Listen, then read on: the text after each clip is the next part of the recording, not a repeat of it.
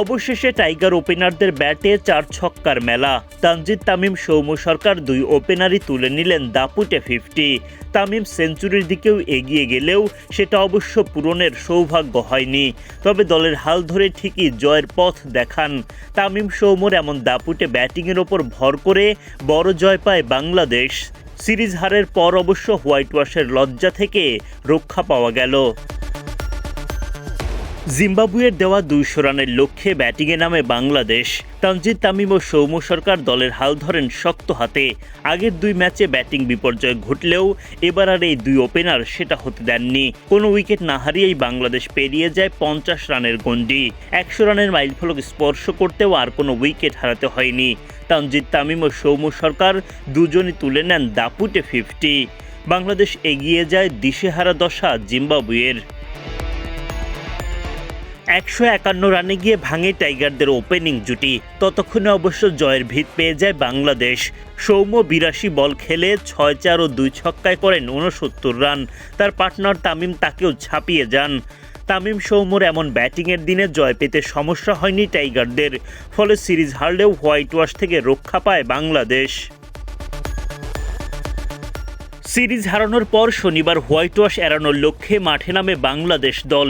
Toss জিতে আগে বোলিংয়ের সিদ্ধান্ত নেন টাইগার অধিনায়ক মেহেদী হাসান মিরাজ। বরাবরের মতোই বোলারদের দারুণ শুরু।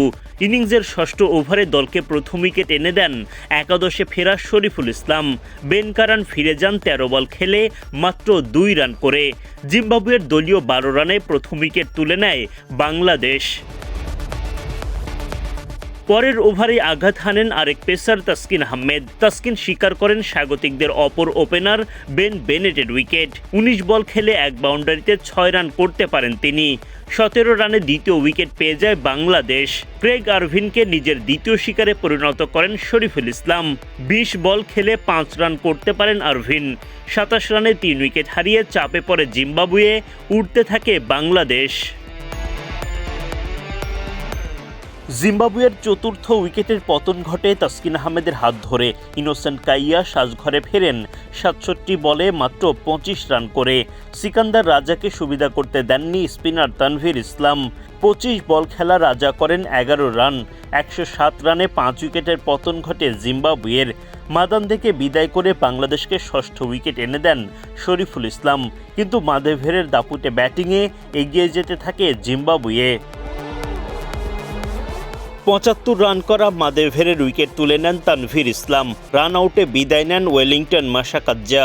এভাবে একের পর এক উইকেট হারানো জিম্বাবুয়েকে মাঝারি মানের পুঁজিতেই আটকে ফেলে বাংলাদেশ। কিন্তু টাইগার ব্যাটারদের বাজে ফর্মের কারণে সেটাই তো এখন চ্যালেঞ্জিং পুঁজি।